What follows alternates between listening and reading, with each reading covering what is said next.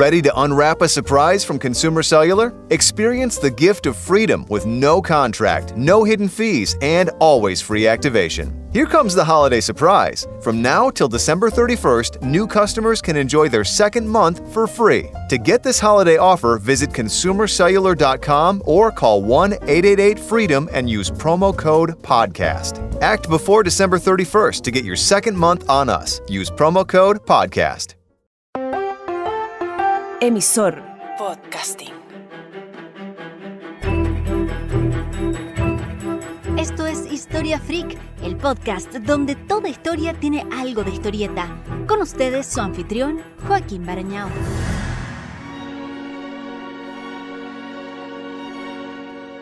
Si uno examinara el derrotero de nuestra especie desde la sabana africana, deduciría que la condición humana consiste básicamente en dormir y conseguir comida. Eso, claro está, a excepción de una anomalía ínfima, efímera, que da cuenta del último 0,13% de esa historia. Sucede que hasta el siglo XVIII, o sea, anteayer en esta escala de especie, la satisfacción de los estómagos requería que al menos 4/5 de la población se dedicara a producir alimentos. La masividad del campesinado dejaba un estrecho margen para todo lo demás. Fue recién en ese siglo que se destapó la conmoción en la manera de producir bienes que hoy tiene a cada agricultor de Estados Unidos nutriendo a 165 personas.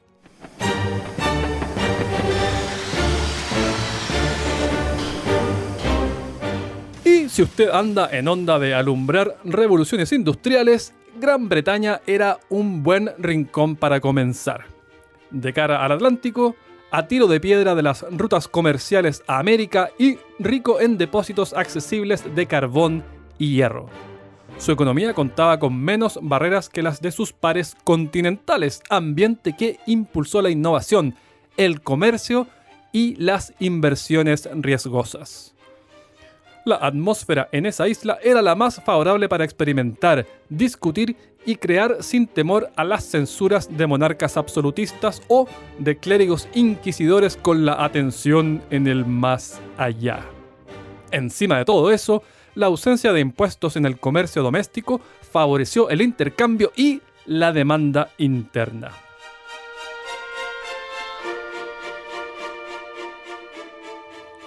A partir de mediados de siglo, una ola de cambios inundó las islas británicas.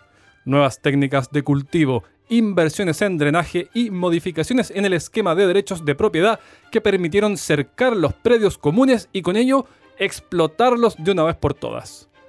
En consecuencia, la producción agrícola se disparó. El peso promedio de las ovejas que se transaban en Londres subió de esmirriadas 28 libras a 80. Ya ve usted, los asados de cordero solían ser un asunto muy triste.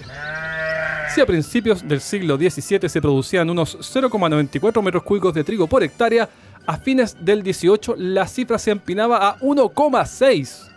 El pan blanco, cuya producción demandaba despilfarrar parte del grano, era ya menos exorbitante y se popularizó entre los más pudientes.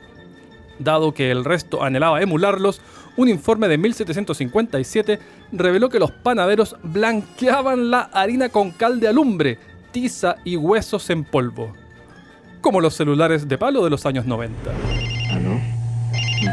Aló, Faunte, Ingeniería Electrónica, instalaciones varias. Buenas tardes. Sí. Otro empujón alimentario lo dio la masificación de la patata, una bendición culinaria de los Andes sudamericanos. No era, desde luego, un hallazgo reciente. Lo que mutó fue la renuencia a comerla. Allá por el siglo XVI, recién llegada desde el Nuevo Mundo, había sufrido un duro golpe publicitario cuando el cocinero de Isabel I descartó los tubérculos y cocinó las hojas, ricas en un glucoalcaloide tóxico llamado solanina. Hasta el último cuarto del siglo XVIII, muchos despreciaban a este vegetal rastrero que crece bajo tierra en lugar de trepar noblemente hacia el sol y lo relegaban a alimento animal. Algunos clérigos predicaban en su contra porque la Biblia jamás la menciona. En Francia se creía que causaba lepra y su cultivo estaba prohibido. Claro, tampoco ayudaba el parecido de sus hojas a los de la venenosa belladona, de la misma familia Solanaceae, y cuyas hojas también exudan solanina. Nadie espoleó con más decisión la adopción de la patata que Antoine-Augustin Parmentier.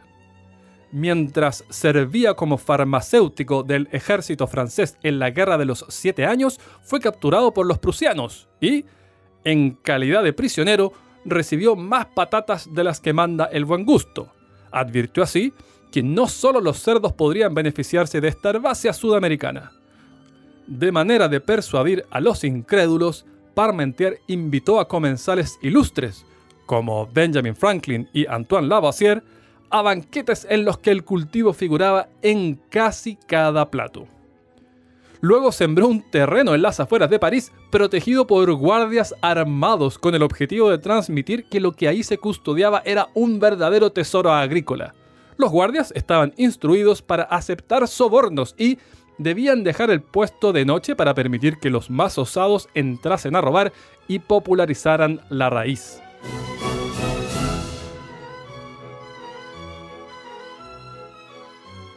En buena medida, gracias a los esfuerzos de Parmentier, la Facultad de Medicina de París declaró la patata comestible en 1772. María Antonieta llegó a lucir una corona de flores del tubérculo en su real cabellera y Luis XVI una flor en su solapa. Federico el Grande de Prusia fue otro promotor de rango máximo. En respuesta a la hambruna de 1774, envió a Kolberg un cargamento de patatas que no fue bien recibido. Las cosas no tienen ni olor ni sabor, ni los perros se las van a comer. Así que, ¿para qué nos sirven? Sin amilanarse, el rey decidió encarar a la oposición y despachó un gendarme suavo que les enseñó cómo cultivarlas y cómo cocinarlas. Federico era en ocasiones llamado Der Kartoffelkönig, el rey patata, y hasta el día de hoy los visitantes dejan patatas sobre su tumba. En Noruega, la monarquía animó al clero a recorrer las tierras como potetprest, sacerdotes de la patata, y a promover su cultivo entre el campesinado.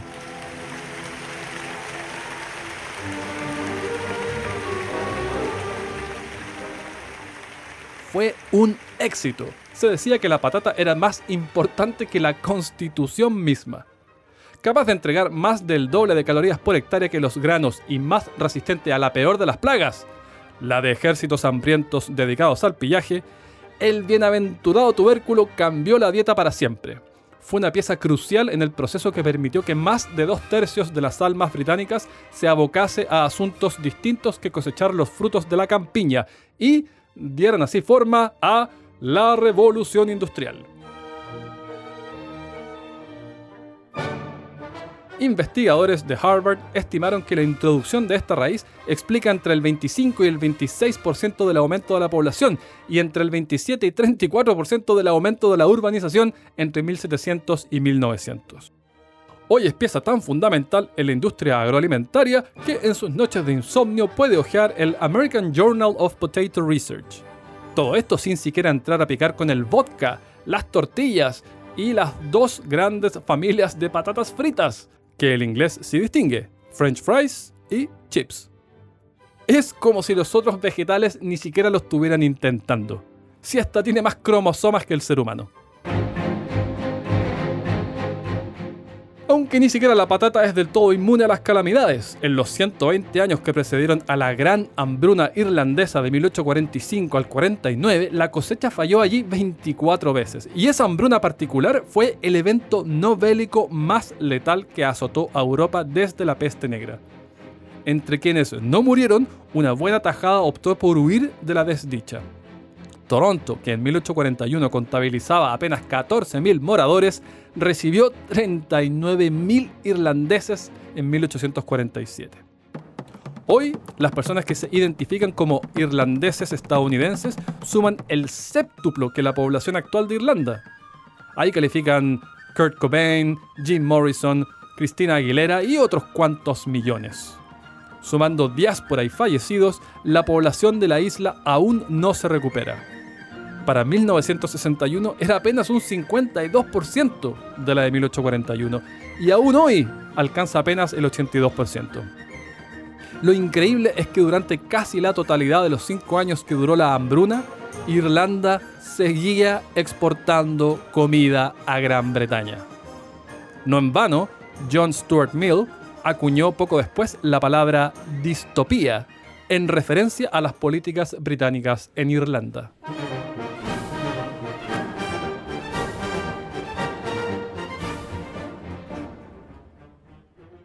Con todo, aún más determinante para la revolución industrial que la energía que le inyectamos al cuerpo humano fue la energía con la que aprendimos a suplementarlo. En 1698, Thomas Savery patentó el amigo del minero, una máquina a vapor capaz de bombear agua desde los piques. Convertía menos del 1% de la energía del carbón en movimiento, pero bueno, algo movía.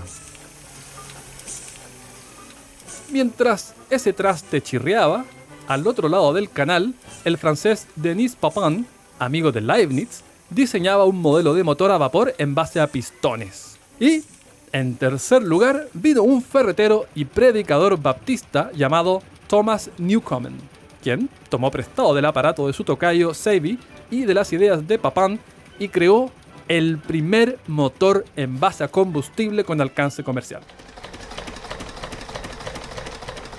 A Newcomen, talentos no le faltaban, qué duda cabe, pero entre ellos no figuraba el del olfato comercial. Llamó a su empresa propietarios del invento para elevar agua mediante fuego, pues solo pensaba en extraer líquido desde las minas. Era un armatoste voluminoso, sucio e ineficiente, útil para los piques profundos de las minas de carbón y muy poquito más. Su uso solo era factible en faenas donde el combustible constituía el giro mismo de la extracción y, además, en una época en la que los estándares ambientales tenían más que ver con los intereses intestinales de Benjamin Franklin y su ensayo Tirarse un pedo orgullosamente, en el que, como vimos en el episodio 18, insta a los científicos a investigar gases y flatulencias.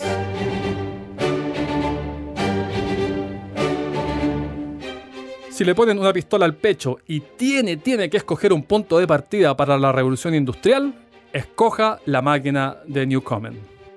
Dicho eso, fue el escocés James Watt quien en 1778 generalizó el uso del poder del carbón. Él nos libró del cuasi monopolio que la tracción animal había ejercido desde que hay vida en la Tierra para realizar trabajo mecánico, salvo claro por una que otra aplicación menor eólica o hidráulica. Watt más que cuadruplicó la eficiencia de los artefactos de Newcomen. En el Tratado sobre Minerales del mismo año, William Price calculó que una máquina a vapor podría bombear el equivalente a 1.230 caballos que trabajan en relevos.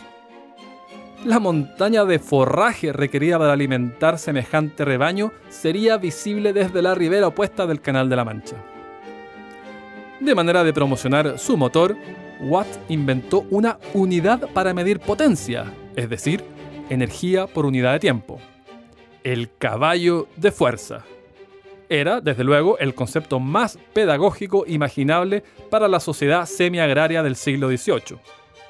Tabuló que un pony promedio podía levantar cada minuto 220 libras a 100 pies de alto y mantener ese ritmo durante un turno, es decir, 4 horas. No es la unidad de potencia de uso cotidiano, pero la métrica que sí usamos tendría aún más orgulloso al escocés porque se denomina watt, como en ¡súbale el wattaje a la música, jefe!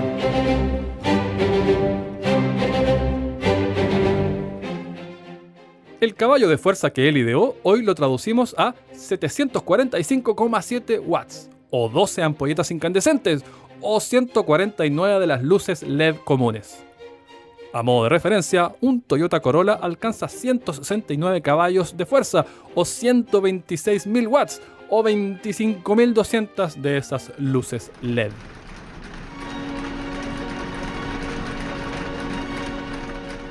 El acelerado desarrollo de máquinas indujo cirugía mayor a los sistemas productivos. El primer rubro en notarlo fue el textil, empujado por la invención de la hiladora Jenny en 1764.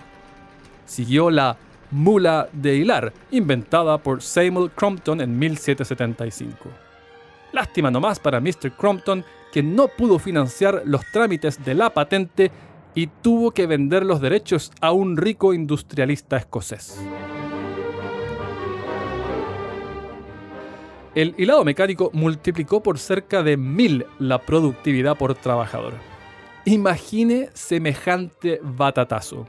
Si me perdona la autorreferencia, dado que Historia Universal Freak, no extendida, tomó 4 meses de 6 horas diarias, un salto en productividad de esa envergadura implicaría escribir un libro similar cada 43 minutos.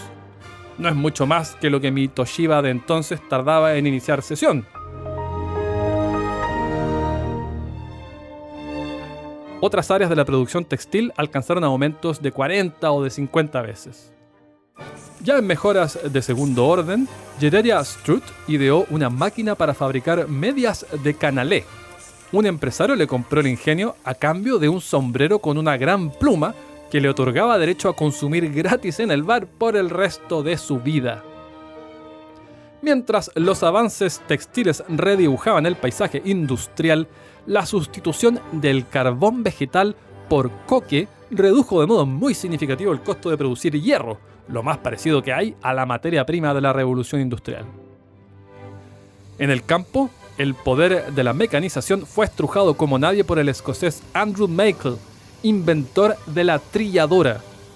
Hasta ese momento, algo así como 1/4 de la jornada laboral agrícola, es decir, 1/4 de la jornada laboral de la mayoría de los seres humanos, era destinado a la trilla manual.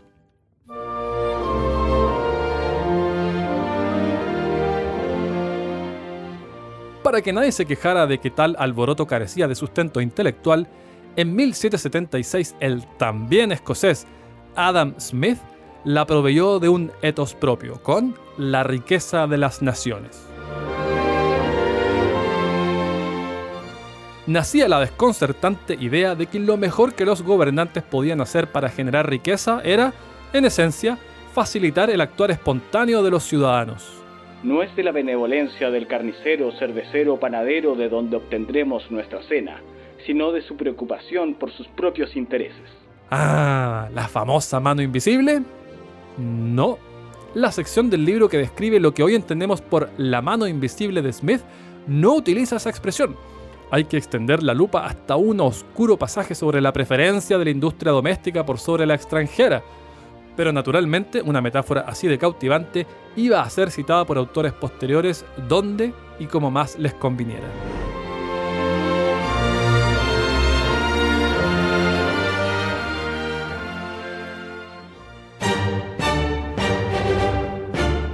En realidad, Smith era un pensador mucho más complejo y multivariado que lo que la etiqueta sobresimplificada de paladín del libre mercado hace normalmente creer.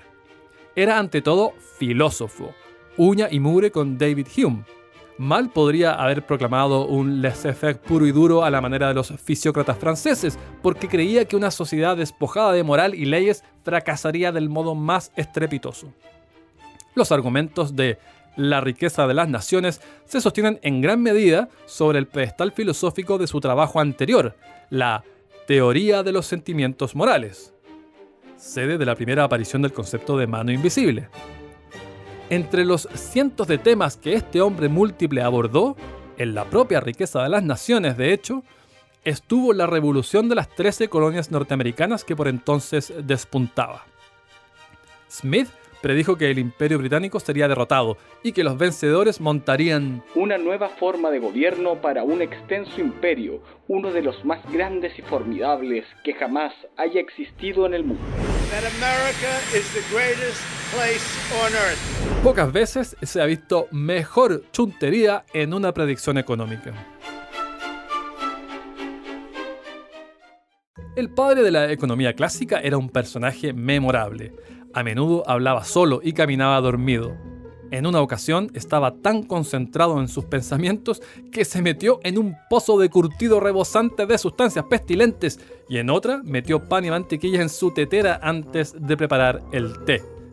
Vivió con su madre la mayor parte de su vida y era reacio a hablar sobre sus ideas para no mermar la venta de sus libros.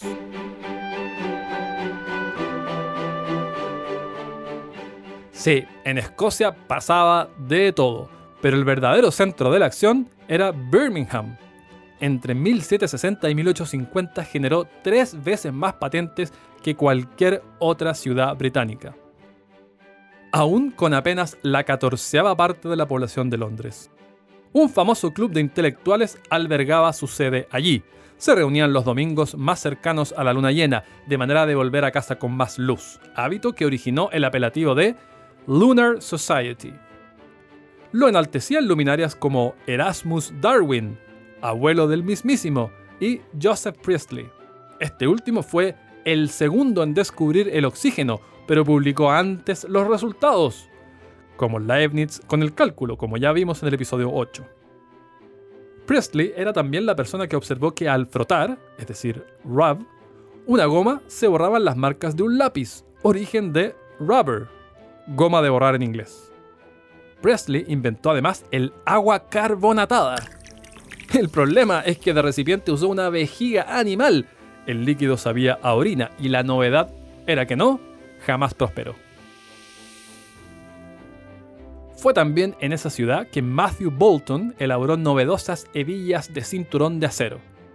Claro que, como la moda no era el fuerte del industrial y poco glamoroso Birmingham, eran exportadas a Francia y luego reimportadas al Reino Unido, pero ahora con el sello de la capital de las pasarelas. Paris, tu es la gaieté Paris, tu es ma douceur aussi, tu es toute ma tendresse. Paris, des gamins, des artisans, et des camelots et des agents, et des matins de printemps.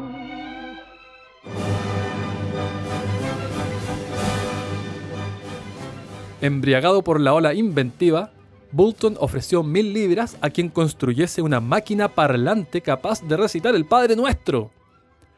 Abuelito Darwin elaboró una con fuelles que generaban sonidos ma y pa, pero muy poco más que eso. Darwin ideó también una copiadora que Boulton utilizaba en su oficina y un ascensor para barcazas, pero nunca patentó esas ocurrencias por temor a que mermara su reputación como médico.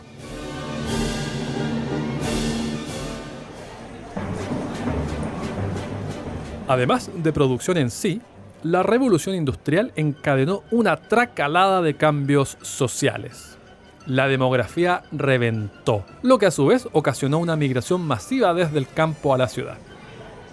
Tal movimiento de personas fue no solo empujado por la mecanización de labores agrícolas, sino también por la demanda de trabajadores originada en las nuevas industrias. Y ya sea en el campo o en la ciudad, la progresiva masificación de la luz artificial fue caducando la costumbre de dividir el sueño en 2 partes. Con anterioridad, la mayoría cerraba los párpados a eso de las 9 o 10 de la noche para despertar en torno a la medianoche por cerca de 1 hora a fumar, beber algo o compartir los últimos chismes con el vecino. Los franceses llamaban a este interludio Durveil, híbrido entre dormir y estar en vela. Como estos nuevos patrones de sueño precedieron a la existencia de alarmas baratas y confiables, emergió en respuesta el oficio de despertador humano o knocker-up.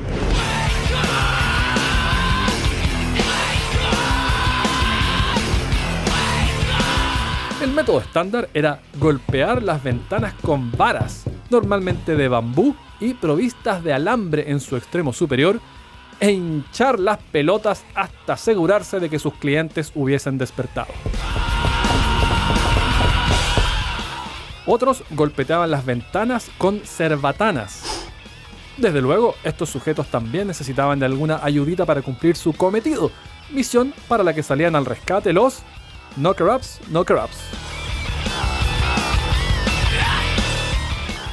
De knocker-ups, al menos yo nunca he oído. El ajetreo industrial y el aumento paulatino de los ingresos al tope de la pirámide popularizaron entre los aristócratas el paisajismo natural como vía de escape al ruido y el humo. Grutas y lugares de meditación se pusieron en boga. Otros edificaron ermitas en sus jardines privados y, con fines ornamentales y de entretención, los poblaron de ermitaños o personas que pretendían serlo. Solía exigírseles que no se cortaran el cabello ni se lavaran, de modo de evocar la atmósfera idónea. Algunos se vestían como druidas. Un tal Gilbert White reclutó a su hermano. Todos apreciaban la manutención, pero no todos exhibían vocación para el cargo. Cierto Charles Hamilton, de Painshill, contrató a un ermitaño por 7 años a cambio de 100 libras anuales, pero tras solo 3 semanas fue avistado inclinando el codo en el pub local. Un hacendado en Lancashire prometió 50 libras anuales de por vida a quien pasara 7 años en una vivienda subterránea de su jardín, sin cortarse el pelo o las uñas de los pies o hablar con otra persona. El reclutado aguantó 4. Es importante subrayar aquello del aumento de ingresos al tope de la pirámide, porque la nación que empujaba el carro de la industrialización era apabullantemente desigual, muchísimo más que hoy, lo que redundó en un abismo alimentario más agudo incluso que siglos anteriores, en que casi toda la población era rural y al menos podían embucharse una que otra menudencia de su campito. Lo sabemos porque la brecha dejó una marca fisiológica. A finales del siglo XVIII, los ingleses ricos de 16 años de edad eran 22 centímetros más altos. Así, los menos bendecidos por el derrotero de la industrialización estaban entre los más bajos de Europa o Norteamérica, mientras que los del polo opuesto eran los más altos del mundo en su época, solo 2,5 centímetros más bajos que el estándar actual de Estados Unidos. El mundo se estaba volviendo un lugar muy distinto. Para los economistas, esta conjunción de astros productivos es el evento más significativo en la historia desde la domesticación de plantas y animales varios miles de años atrás en el creciente fértil. Emisor. En el episodio siguiente, la revolución industrial, versión siglo Esto XIX. es Historia Freak, el podcast donde toda historia tiene algo de historieta. Con ustedes, su anfitrión, Joaquín Barañao. Este podcast es escrito por quien habla, Joaquín Barañao. Producción, Sergio Fortuño. Edición, Hernán Melgarejo. Esto fue Historia Freak, el podcast. Escucha este y todos los otros episodios en emisorpodcasting.com. Todas las referencias bibliográficas disponibles vía Amazon en Historia Universal Freak Extendida. Más de 1400 páginas que recorren desde el Big Bang hasta el presente.